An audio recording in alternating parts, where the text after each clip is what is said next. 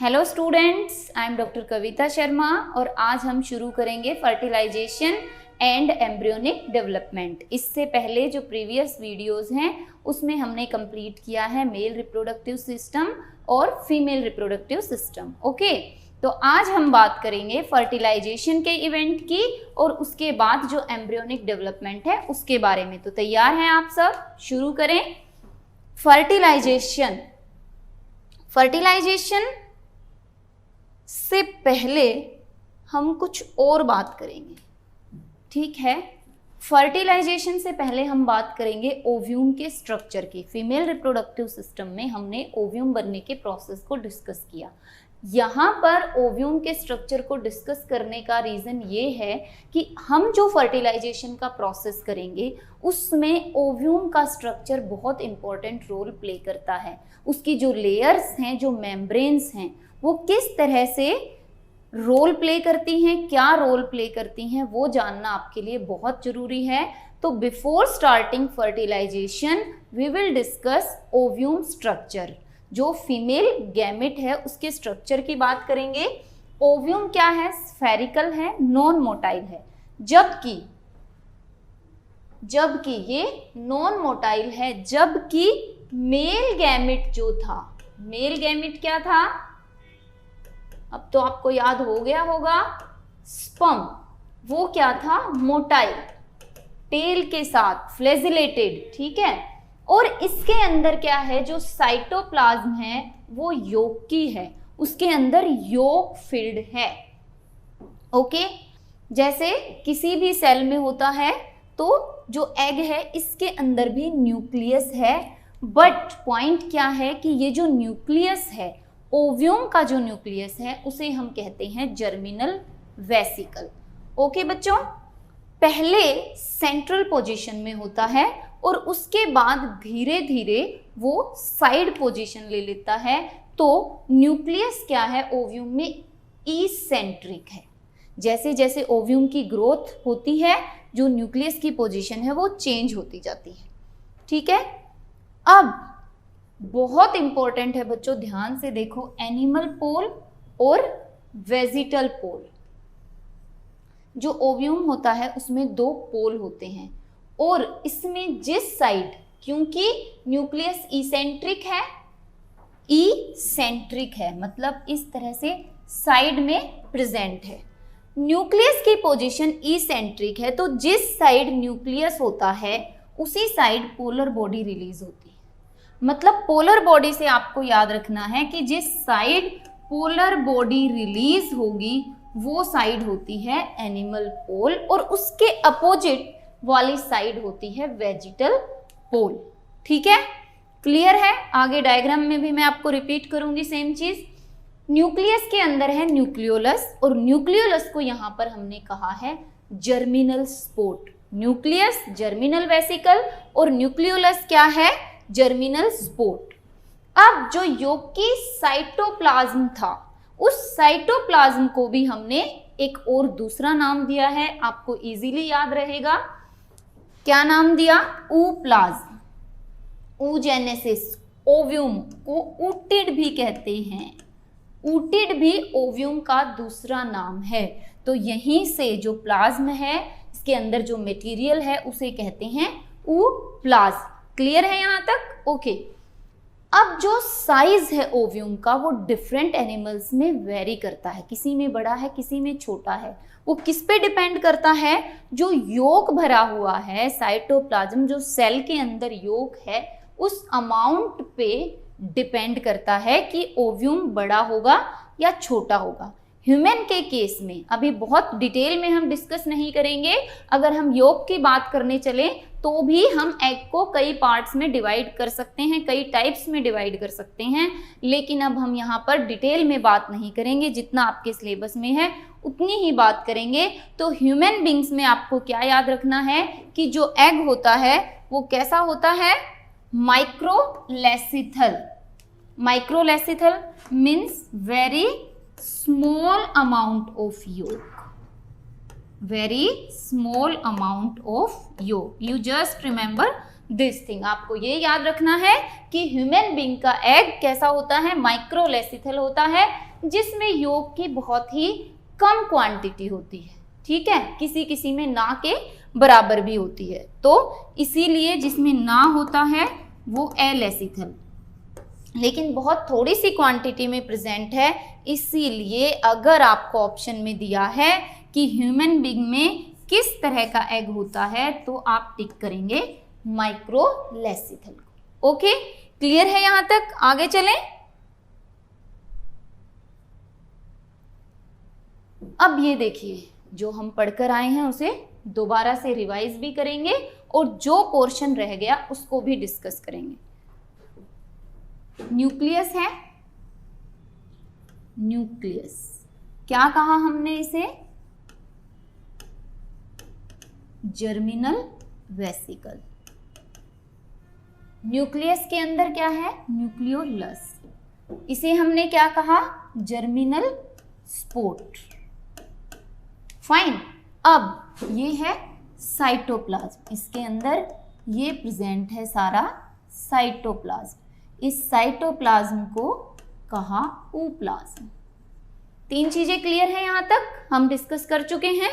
अब ये जो साइटोप्लाज्म है इसी के अंदर योग प्रेजेंट है, ठीक है। नाउ इसकी जो लेयर्स हैं वो बहुत इंपॉर्टेंट है फर्टिलाइजेशन पॉइंट ऑफ व्यू से। तो फर्टिलाइजेशन पॉइंट ऑफ व्यू से आप देखिए, सबसे बाहर ट्रांसपेरेंट एनवलप है, ट्रांसपेरेंट एनवलप है जिसको कहते हैं जोना पेल्यूसिडा। जोना पेल्यूसिडा, ये जो ग्रे पोर्शन है ये है जोना पेल्यूसिडा। क्लियर है? This is zona pellucida. Zona pellucida से पहले बिल्कुल साइटोप्लाज्म जो ooप्लाज्म है उसको सराउंड किया है जिस मेम्ब्रेन ने, साइटोप्लाज्म के मतलब जस्ट बाहर वाली मेम्ब्रेन जो प्लाज्मा मेम्ब्रेन है उसे विटेलाइन मेम्ब्रेन कहते हैं। तो पहली मेम्ब्रेन कौन सी है? फर्स्ट नंबर पे है vitelline membrane. First is vitelline membrane. जब हम अंदर से चलेंगे, मतलब साइटोप्लाज्म से चलेंगे, हम अंदर से बाहर की तरफ आएंगे तो फर्स्ट मेम्ब्रेन है विटेलाइन मेम्ब्रेन जो कि प्लाज्मा मेम्ब्रेन है, साइटोप्लाज्म को कवर कर रही है, ठीक है। उसके बाहर एक ट्रांसपेरेंट लेयर है जो है जोना पेल्यूसिडा। अब इसे किसने सिक्रीट किया है?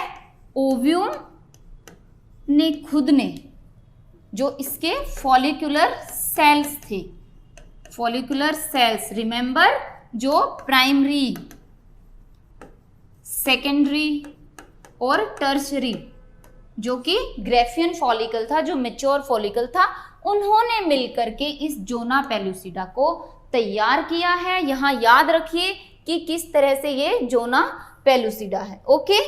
उसके बाद ये आपको दिख रहे हैं जो ये स्ट्रक्चर बाहर, ये क्या है? कोरोना रेडिएटा है। जो फॉलिकल सेल्स हैं वो इटसेल्फ यहाँ पर एक लेयर बना रहे हैं जिसे कहा corona radiata. Outer thicker surface formed of radially elongated follicular cells, radially arranged हैं वो, इसीलिए कोरोना रेडिएटा, ठीक है। तो दूसरे नंबर पे थी जोना पेल्यूसिडा, अब तीसरे नंबर पे है कोरोना रेडिएटा। क्लियर है? अब यहां पर आपको दिख रहा है पेरीविटेलाइन स्पेस। क्या है पेरीविटेलाइन स्पेस? जो स्पेस कोरोना रेडिएटा और जोना पेल्यूसिडा के बीच में है वो है पेरीविटेलाइन स्पेस। किस किस के बीच में है? याद रखना है आपको, जोना पेल्यूसिडा है, ठीक है। इसके बाहर है कोरोना रेडिएटा, ठीक है।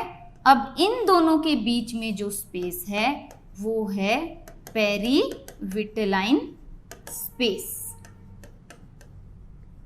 जब आप फर्टिलाइजेशन पढ़ने जा रहे हैं तो माइंड में ये कॉन्सेप्ट होना चाहिए कि सबसे पहले जो लेयर है वो है विटेलाइन मेम्ब्रेन, उसके बाद जोना पेलुसिडा, जोना पेलुसिडा के बाद जो स्पेस है, मेम्ब्रेन नहीं है स्पेस है, वो पेरीविटेलाइन स्पेस है, और उसके बाहर जो सबसे आउटर लेयर है वो है कोरोना रेडिएटा। क्लियर है ये चीज?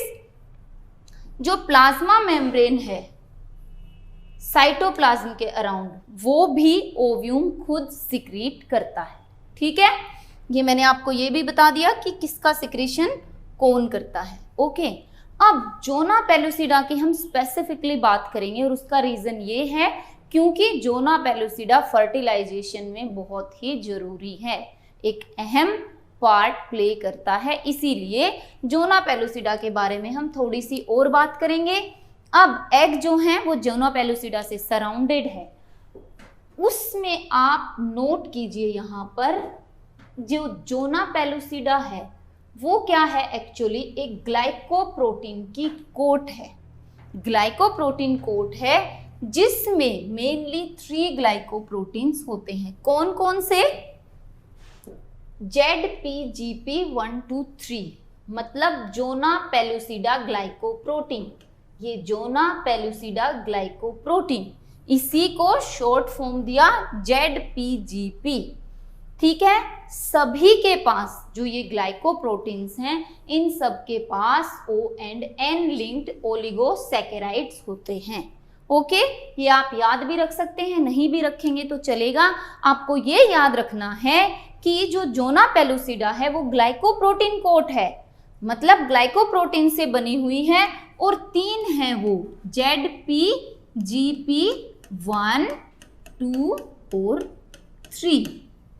फाइन, ओके, क्लियर है यहाँ तक? अब ये जो जोना पेलुसिडा है ये ऑस्मोटिक बैरियर नहीं है कि जो लिक्विड है उसके लिए कोई बैरियर नहीं है कि किस चीज को आने देगी किसको नहीं आने देगी। एक्चुअली ये किसके लिए बैरियर है, किसके रास्ते में ये रुकावट पैदा करती है? ये है स्पर्म के रास्ते में रुकावट पैदा करती है। तो जब स्पर्म प्रिपेयर होगा तो उसकी सारी प्रिपरेशन, जो मोस्ट ऑफ द प्रिपरेशन है वो किसके लिए है? जोना पेलुसिडा के लिए, मतलब सबसे तगड़ा दुश्मन जो है उसका वो जोना पेलुसिडा है। ठीक है, जैसे कि जो ऑस्मोटिक मतलब जो जोना पेलुसिडा है वो इतनी कमजोर है कि उसमें वायरस भी पेनिट्रेट कर सकते हैं, लेकिन स्पर्म नहीं कर सकता। तो सबसे स्ट्रॉन्ग बैरियर या जो बैरियर है स्पर्म के आगे वो क्या है? जोना पेलुसिडा है। अब वो देखिए कि क्यों है ऐसा। ये क्या है? स्पीसीज स्पेसिफिक बैरियर है।